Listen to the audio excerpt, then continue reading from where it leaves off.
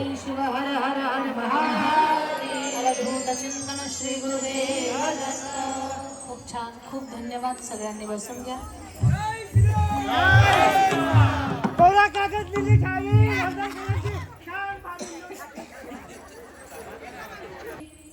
कैसे मैं पार जाऊं, शाम अब लेने आ जा, हौसला हार न जाऊं।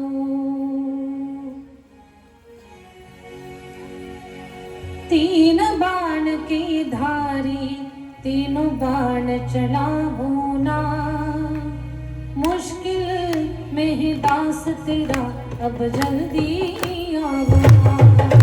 तीन बाण की धारी तीनों बाण चलाऊं ना, मुश्किल में ही दास तेरा अब जल्दी आवा। आरे के सहारे मेरे, आरे के सहारे, आरे के सहारे मेरे, आन हलाओ ना। तीन बाण की धारी तीनों बाण चलाऊं ना, मुश्किल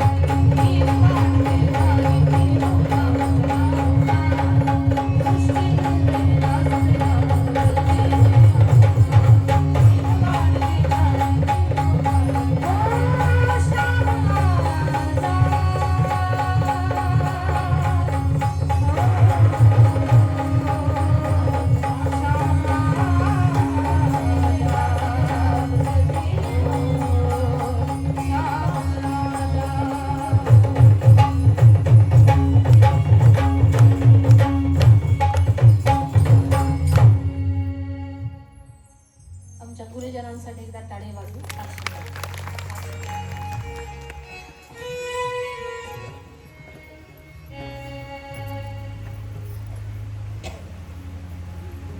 नमः पार्वती पते शिव हर हर हर हर महादेव.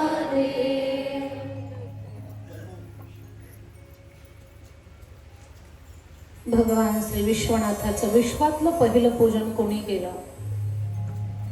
शिवरात्री हा उत्सव कधीपासनं साजरा होऊ लागला? त्याचं मूळ कारण काय? या गोष्टीचं आपण चिंतन करत करत पुढे प्रवास करत आहोत. भगवान महादेवासारखं भोळ दैवत नाही माझ्या ताई दादांना. आता शिवपूजन तुम्ही केलंय, पण हे शिवपूजन करत असताना ब्रह्म विष्णूनं जसं पूजन केलं त्या पद्धतीने आपण भगवान शंकराचं पूजन करायचं. पूजेमध्ये पंचामृत आपल्याला उपलब्ध होत असेल तर ही खूप आनंदाची गोष्ट आहे.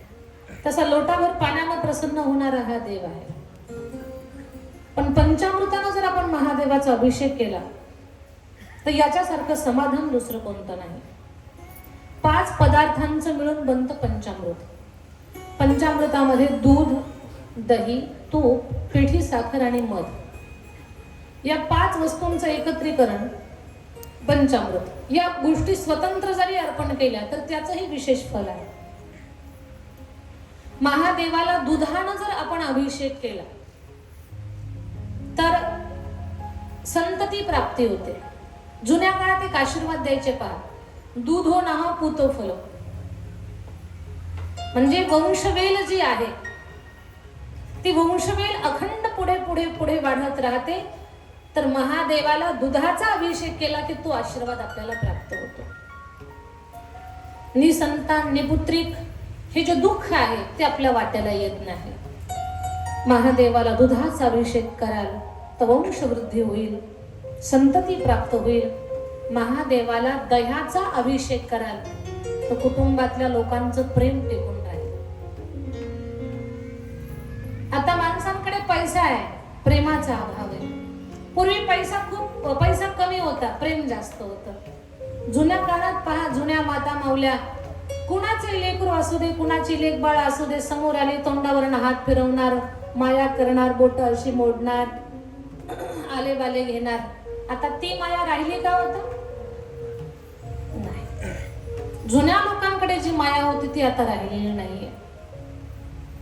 या काळामध्ये प्रेमाचा अभाव झालेला आहे.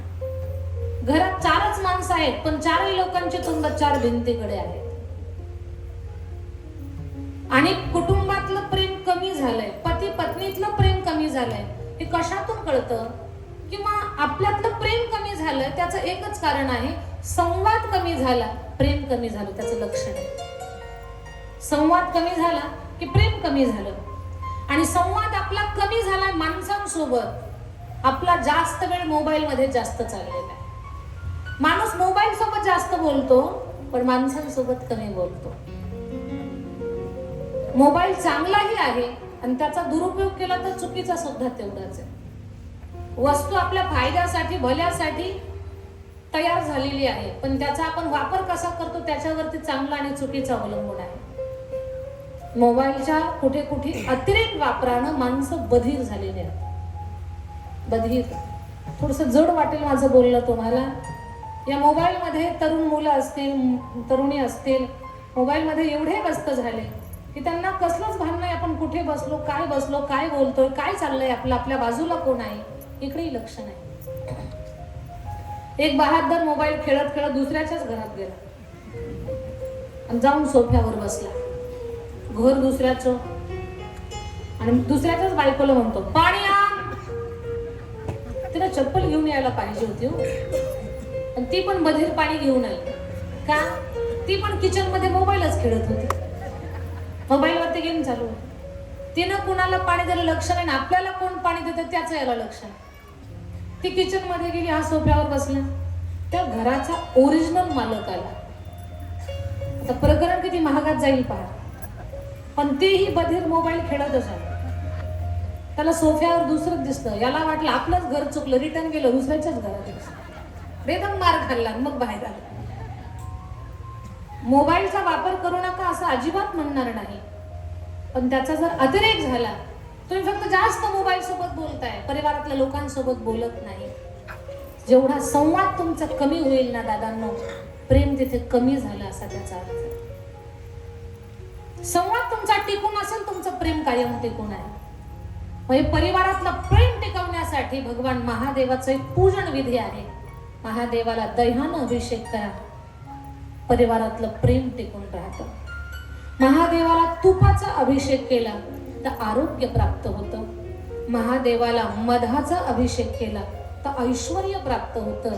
आणि महादेवाला पिठी साखरेचा अभिषेक केला तर घरात लहान लेकरांचा चिडचिडा स्वभाव असतो. कधी कधी काही लेकरं फार हट्टी असतात, ऐकत नाहीत, तर लेकरांचा हट्टीपणा, चिडचिडेपणा कमी होतो. कशानं? पिठी साखरेच्या अभिषेकाने. दूध वाईला संतती प्राप्त होते, दह्यानं प्रेम प्राप्त होतं, तुपानं आरोग्य प्राप्त होतं, मधानं ऐश्वर्य प्राप्त होतं, पिठी साखरेनं लेकरांचा हट्टीपणा कमी होतो. जेव्हा या 5 वस्तू आपण एकत्र करतो ना, ते पंचामृत महादेवाला अर्पण करा, हे सगळेच लाभ तुम्हाला प्राप्त होते. पंचामृताचा महिमा, महादेवाला पंचामृतानं अभिषेक करा. आता शिवमंदिरात जर तुम्ही पूजा करायला निघालात, कल्पना करा तुम्ही महादेवाच्या मंदिरात पूजेसाठी चाललेला, तर पूजेला जाताना पाणी आपल्या घरनं घेऊन जायचं. गंध, अक्षता, बेल, फूल, पूजेची सामग्री घरून घेऊन जा. बऱ्याच माझ्या माता माऊल्यांना सवय असते, मंदिरातलंच हळदी कुंकू, मंदिरातलंच पाणी, मंदिरातलंच बेल, मंदिरातलंच फूल तिथेच घ्यायचं. तिथे मंदिरात नसेल तर शेजारणीचं हळदी कुंकू, तिच्याच करंड्यातलं कुंकू घ्या, तिच्याच ताटातली फुलं घ्या, तिच्याच अक्षता घ्या, महादेवाला वाहा. महादेवालाही लक्षात येतं ही सगळी उसनवारी आहे. महादेवाला उसनवारी चालत नाही. स्वतःला, आपल्या स्वतःला झळ लागली पाहिजे, आपल्या स्वतःला सायास लागले पाहिजेत, कष्ट लागले पाहिजेत. महादेवाला आपण आपल्या स्वतःचं अर्पण करावं. मंदिरात गेलात, पूजा करायला तुम्ही बसलात तर तुमचं तोंड उत्तर दिशेला असावं. जसं की आता मला वाटतं उत्तर दिशा इकडे आहे ना, बरोबर आहे का? पूर्व इकडे आहे का? पूर्व इकडे आहे. आता कल्पना करा, हे शिवलिंग आहे, हे मध्ये शिवलिंग, हे निर्गुण पार्वती, हा छोटासा भाग समोरचा. तुम्हाला इथे पूजेला बसायचं, इकडे तोंड करायचं. सर्वप्रथम तुम्हाला पाणी इथे घालायचं आहे, गणपती बाप्पांचं स्थान, इथे कार्तिक स्वामींचं स्थान, दोन्हींच्या मध्ये अशोक सुंदरीचं स्थान, मग निर्गुण पार्वती आणि शेवटी शिवलिंग. अगोदर गणेशजीच्या स्थानाला पाणी घाला, कार्तिक स्वामी, अशोक सुंदरी 3ऱ्या नंबरला पाणी घाला, मग निर्गुण पार्वतीला पाणी घाला, शेवटी शिवलिंगावरती पाणी अर्पण करा. हे पाणी अर्पण करत असताना, इथे पाणी अर्पण करत असताना म्हणावं, कीर्तिमुखाय नमः, कार्तिकेय नमः, सर्पाय नमः, वीरभद्राय नमः, कुबेराय नमः. हा मंत्र येत नसेल काही हरकत नाही, चिंता करण्याचं काही काम नाही. ओम नमः शिवाय, ओम नमः शिवाय, श्री शिवाय नमस्तुभ्यम. यापैकी तुम्हाला जे सोपं जातं, जे जास्त सरावात आहे ते तुम्ही म्हणू शकता. पण श्री शिवाय नमस्तुभ्यम म्हणण्यासाठी तोंडातले 32च्या 32 हजर असावे लागतात. त्याच्याशिवाय श्री शिवाय नमस्तुभ्यम म्हणता येत नाही. 32 पैकी एक जरी गैरहजर असेल तर जो गैरहजर आहे तिथूनच हवा निघून जाते. श्री शिवाय नमस्तुभ्यम म्हणायला जड जातं, पण ओम नमः शिवाय म्हणायला 32 जरी नसले तरी चालतं. ओम नमः शिवाय, ज्याचे 32च्या 32 गैरहजर आहेत तो सुद्धा म्हणू शकतो. मग या दोन्ही पैकी तुम्हाला जे सोपं जातं ते तुम्ही म्हणा. सगळे मंत्र भगवान शंकराला प्राप्त होतात, त्यांची स्तुती गाणारे आहेत, आपलं कल्याण करणारे आहेत. म्हणून तुम्हाला जे सोपं असेल ते म्हणा. श्री शिवाय नमस्तुभ्यम, ओम नमः शिवाय म्हणत आपण शिवपूजन करून घ्या. लाल चंदनानं महादेवाचा शृंगार करा, बेल पानानं सजवा, फुलांनी सजवा. कण्हेरचं फूल हळदी कुंकामध्ये भिजवून महादेवाला अर्पण केलं तर कोटी कल्याण होतं. आणि ही सहज प्राप्त होणारी फुलं आहेत. गोकर्णाचं फूल महादेवाला फार प्रिय आहे. अक्षता महादेवाला अर्पण करा, महादेवाचा सुंदर शृंगार करा. पाना फुलांनी या भगवान भोलेनाथाला सजवा आणि महादेवाला नमस्कार करा. नैवेद्य महादेवाला अर्पण करताना पिंडीवर नैवेद्य ठेवू नका.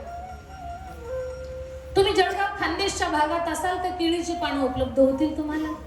केळीच्या पानावर देवाला नैवेद्य, शिवपिंडीला स्पर्श नाही, समोर तुम्ही नैवेद्य केळीच्या पानावर अर्पण करा. तुम्ही कोकणस्थ असाल तर आंब्याच्या पानावरती नैवेद्य देवाला अर्पण करू शकता, किंवा नैवेद्याची थाळी तुमच्याकडे असेल तर त्या थाळीमध्ये तुम्ही देवाला नैवेद्य द्या. तुम्ही पिंडीला स्पर्श करून प्रसाद वाहिला तर तो पिंडीला स्पर्श केलेला प्रसाद तुम्हाला खाण्याचा अधिकार नाही. शिवलिंगाला स्पर्श केलेला प्रसाद मानवांना खाण्याचा अधिकार नाहीये, तो शिवगणांना खाण्याचा अधिकार आहे. हा शिवपिंड आहे, एक थाळीमध्ये पुरणाची पोळी, आमटी, खीर, कढीवडी, जे काही तुमचा प्रसाद, शिरा असेल, भात असेल, नैवेद्यासाठी जो प्रसाद तुम्ही बनवलाय, एका ताटामध्ये समोर ठेवून पाणी फिरवून नैवेद्य देवाला, देवा घ्या, प्रसाद घ्या, स्वीकारा, अशी थाळी ठेवली. थोड्या वेळाने एक 2 तासानं किंवा अर्ध्या तासानं देवाचा भोग झाला, ती थाळी उचलून तुम्ही घेऊन आलात, तिला शिवपिंडीचा स्पर्श नाही झालेला, समोर ठेवलेली आहे, तो प्रसाद तुम्हाला खाण्यास अधिकार आहे. पण पिंडीला स्पर्श केला तो खाण्याचा अधिकार माणसांना नाही. म्हणून स्पर्श न केलेला प्रसाद तुम्ही खाऊ शकता. आता तुम्ही प्रसाद अर्पण केला, नमस्कार केला, आता शिवलिंगाला प्रदक्षिणा घालावी का न घालावी? तर शिवपिंडीला प्रदक्षिणा घालू नये. शिवपिंडीला प्रदक्षिणा घालू नये, शिव मंदिराला प्रदक्षिणा घालू नये. शिव मंदिराचा सोडा, बऱ्याच लोकांना अशी सवय असते, देवाचं समोरून एकदा दर्शन घेतात आणि मंदिराच्या मागून जाऊन मागणं एकदा दर्शन घेतात. हात जोडून विनंती माझी तुम्हाला, मंदिराच्या पाठीमागून कधी दर्शन घेऊ नये. ही गोष्ट मी ऐकली होती अगोदर, पण वृंदावनामध्ये सारखंच जाण्याचा योग प्राप्त होतो भगवान बाके बिहारीच्या कृपा आशीर्वादानं. तर तिथे एक अध्यापक भागवत कथा शिकवत होते मुलांना. आम्ही सहज जाऊन बसलो. आम्ही बसायला नेमका तोच विषय निघाला. एकच झालं की मंदिराच्या मागणं कधी दर्शन घ्यायचं नाही, पाठीमागून दर्शन घेऊ नका. भगवान शंकराच्या शिवलिंगाला प्रदक्षिणा घालू नका, शिवपिंडीला प्रदक्षिणा घालू नये, याची कथा श्रद्धे पंडितजीच्या मुखातून मी ऐकलेली. एकदा प्रसंग असा झाला, भगवान शिव एक दिवस गणेशजीला आणि कार्तिक स्वामींना बोलतात, गणेशा, कार्तिका, तुम्ही माझी मुलं आहात म्हणून कुणी तुम्हाला मान द्यावा, ही गोष्ट मला पटत नाही. मला असं वाटतंय तुम्ही मान मिळवावा पण स्वतःच्या कर्तृत्वानं मिळवावा. एखाद्याला वारसा हक्काने एखादी गोष्ट प्राप्त झाली, ठीक आहे, आनंद आहे, पण एखाद्यानं कर्तृत्वानं मिळवली त्याच्यात विशेष आनंद आहे. वारसा हक्कानं भेटले असेल, भाग्यवान आहात तुम्ही, त्याच्यामध्ये काही जलस्य होण्याचं काही कारण नाहीये, जे तुमच्या प्रारब्धानं वारसा हक्कानं मिळालं, पण कर्तृत्वानं मिळवा, जग त्या गोष्टीचं कौतुक करेल. गणेशा, तुम्ही महादेवाची मुलं आहात म्हणून लोकांनी तुमच्या, जगानं तुमच्या पुढे पुढे करावं हे मला पटत नाही. तुम्ही तुमचा मान स्वतः मिळवा. बाबा, तुम्ही सांगा, आमची परीक्षा घ्या, आम्ही परीक्षा देतो. महादेवानं सांगितलं, बाळांनो, पृथ्वीला जो 3 प्रदक्षिणा पूर्ण करेल त्याला विश्वातल्या पहिला पूजेचा मान असेल. सर्व देव त्याला सन्मान देतील. जा, तुमच्या दोघांपैकी पृथ्वी प्रदक्षिणा कोण पूर्ण करतं? कार्तिक स्वामींना सांगेपर्यंत मोरावर बसले निघाले. आता कार्तिक स्वामींचा मोर म्हणजे हायफाय वाहन. गणपती बाप्पा विचारतच पडले, म्हणे दादा तर त्यांच्या भारी गाडीवर स्वार होऊन निघाले, आपली गाडी तर एवढी भारी नाहीये. दादाची गाडी 250-300च्या स्पीडनं पडते, दादांची गाडी फॉर्च्युनर, आपली गाडी म्हणजे 3 चाकाचा रिक्षा. आणि आपला हा रिक्षा, आपला हे टमटम त्या फॉर्च्युनरला कधीच ओव्हरटेक करू शकत नाही. आपल्याला काही कुठला मान प्राप्त होणार नाही, देव आपल्याला मानपान देणार नाही. दादा तर किती वेगात निघालेले आहेत. कार्तिक स्वामी वेगात पळत होते, पृथ्वी प्रदक्षिणा पूर्ण करायची होती. गणपती बाप्पानं बुद्धी लढवले. बाप्पा म्हटले दादाला थोडं दूर जाऊ दे, आपण इथंच प्रदक्षिणा घालू. म्हणजे आधीच आपलं शरीर जड आहे, आपल्यालाच आपलं पाऊल उचलत नाही, आणि पोट मोठं असल्यामुळे पायात जोडा घालायचा असेल तर दूरवरूनच नेम धरून चालावं लागतं, तेव्हा पायात जोडा जातो आपल्या. आपण चालू शकत नाही, आणि त्यात मध्ये आपलं वाहन म्हणजे उंदीर मामा, ते तर खूपच. मी एवढा जाड तब्येतीनंतर एवढं छोट, ते कधी घेऊन जाईल मला. आपण इथेच प्रदक्षिणा घालू. कार्तिक स्वामींना थोडं दूर जाऊ दिलं, आणि गणपती भगवान गणेशजी तिथेच कैलासाला प्रदक्षिणा घालायला लागले. कारण बाप्पानं विचार केला, पृथ्वी प्रदक्षिणेचं पुण्य आणि पृथ्वीच्या मालकाच्या प्रदक्षिणेचं पुण्य एकच आहे. पृथ्वीचे मालक तर भगवान शंकर आहेत, पृथ्वीचे स्वामी आपले बाबा आहेत, त्यांनाच प्रदक्षिणा कर. दादा गेले पृथ्वी प्रदक्षिणेला, आणि बाप्पा इथंच पप्पाला प्रदक्षिणा घालायला लागले. बाप्पा कैलासला प्रदक्षिणा घालत होते, वरड पप्पा म्हणतात, बाप्पा चाललंय काय? पप्पा थांबा थोडं, आलोच. बाप्पा खाली प्रदक्षिणा घालत 3 प्रदक्षिणा पूर्ण केल्या आणि आले. बाप्पा म्हणतात, बाबा पृथ्वी प्रदक्षिणेचं पुण्य आणि पृथ्वीच्या मालकाच्या प्रदक्षिणेचं पुण्य एकच असेल तर सगळ्या देवांच्या मध्ये सगळ्यात मोठा मान मला द्या. ब्रह्माजी माझं लेकरू काय म्हणते जरा पहा बरं. ब्रह्माजीनं सगळे ग्रंथ पुराण वेद चाळले. ब्रह्माजी म्हटले, भोले बाबा गणेशजी सांगतायत ते बरोबर आहे. पृथ्वी प्रदक्षिणेचं पुण्य तुमच्या प्रदक्षिणेचं पुण्य एकच आहे, यांना पहिला मान देऊन टाका. गणपती बाप्पांना मान प्राप्त झाला. सगळीकडे गणपती बाप्पांचा जय जयकार चालू झाला, कधी कौतुक चालू झालं. तेवढ्यात कार्तिक स्वामी आले. बाबा पृथ्वीच्या 3 प्रदक्षिणा करून मी आलोय. भगवान शिव म्हणतात, कार्तिका तो प्रदक्षिणा घालायला गेला आणि गणेशानं इथंच मला प्रदक्षिणा घालून मान मिळवला. पृथ्वी प्रदक्षिणेचा पहिला मान, सगळ्या देवांच्या मध्ये पूजेचा पहिला मान गणपतीनं मिळवला. गणपती बाप्पा हसत होते, कार्तिक स्वामी रडत होते. एक लेकरू हसतंय, एक लेकरू रडतंय. माता पार्वती आल्या आणि माता पार्वती म्हणतात, स्वामी एका लेकराच्या गालावर हसू आणि एकाच्या गालावर आसू. लेकरं आपलीच आहेत, त्यांना असं वागवताना भेद बुद्धीनं वागवणं चांगलं नाही स्वामी. एक हसतंय एक रडतंय, काय झालं यांना? पार्वती पृथ्वी प्रदक्षिणा जो करून येईल 3 वेळा त्याला सर्व देवतांच्या मध्ये पहिला मान प्राप्त होईल. आणि मग गणेशानं इथंच मला प्रदक्षिणा घातली आणि तो मान मिळवला. कार्तिकला यायला उशीर झाला, पण गणपतीला मान प्राप्त झाला. माता पार्वती म्हणतात, स्वामी लेकर आपलेच आहेत. पृथ्वी प्रदक्षिणा केल्यानंतरच जर मान द्यायचा होता तर गणेशाला सुद्धा तुम्ही पृथ्वी प्रदक्षिणेलाच पाठवायचं होतं. कार्तिकाला पृथ्वी प्रदक्षिणेला पाठवता आणि गणेशाची इथली फेरी स्वीकारता. पार्वती अगं गणेशानं मला पटवून दिलंय, पृथ्वीच्या प्रदक्षिणेचं पुण्य आणि पृथ्वीच्या मालकाच्या प्रदक्षिणेचं पुण्य एकच आहे. मला प्रदक्षिणा केली गणेशानं, मला. स्वामी तुम्हाला प्रदक्षिणा केली? हो पार्वती मला प्रदक्षिणा केली आणि मान मिळवला. ठीक आहे स्वामी, आई आहे मी, माझ्यासाठी सगळे लेकरं सारखी आहेत. गणेशानं तुम्हाला प्रदक्षिणा घातली आणि मान मिळवला. मी तुमची अर्धांगिनी सांगते, ही तुमची पहिली आणि शेवटची परिक्रमा असेल.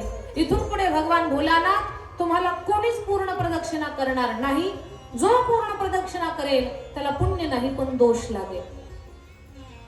महादेवाला पूर्ण प्रदक्षिणा करत नाहीत. पण माता पार्वती म्हणतात, स्वामी तरीही मला असं वाटतंय गणपतीला तुम्ही मान दिला, माझ्या कार्तिकालाही कुठेतरी मान द्या. महादेवानं सांगितलं, पार्वती सुपारीच्या रूपानं तुझा गणेश पूजला जाईल, पण फक्त सुपारी मांडून कधी गणपती सिद्ध होणार नाही. त्याच्यासाठी नवग्रहांची आखणी, सुपारीचा गणपती, खोबऱ्याची वाटीत खारीक, राशी घालून त्याच्यावरती पाण्याचा घडू, त्या घडूला गंधानं कुंकुवानं शृंगार केलेला, त्या घडूमध्ये पाणी 1 रुपयाचा सिक्का, लवंग, आंब्याची पानं, वरती नारळ, त्या नारळाचा शृंगार, आणि ती कलश स्थापना करून मग जो गणपती मांडला जाईल सुपारीचा, त्याला गणपतीची मान्यता असेल. बिना कलशाचा गणपती सिद्ध होणार नाही. महादेव म्हणतात, पार्वती माता म्हणतात, ठीक आहे बिना कलशाचा गणपती सिद्ध नाही होणार, पण मग त्या कलशाचा आणि या गणपतीचा संबंध काय? मी कार्तिकचं बोलते तुम्हाला. हो पार्वती, तेच सांगतोय तुला. बिना कलश स्थापनेचा गणपती सिद्ध होणार नाही. सुपारीच्या रूपात तुझा गणपती असेल, पण कलशातला नारळ म्हणजे तुझा कार्तिक स्वामी असेल. हा आशीर्वाद स्वतः भगवान भोलेनाथानं दिला.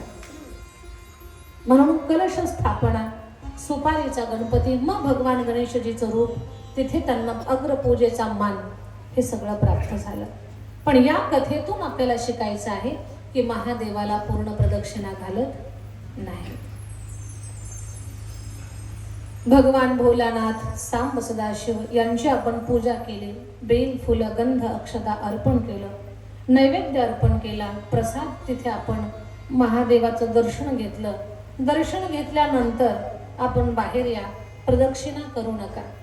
थोडंसं तुमच्या घडूमध्ये पाणी शिल्लक राहिलं असेल, नंदी महाराजांना पाणी अर्पण करा. काही क्षण शिव मंदिरामध्ये बसून भगवान शंकराचं भजनही करा.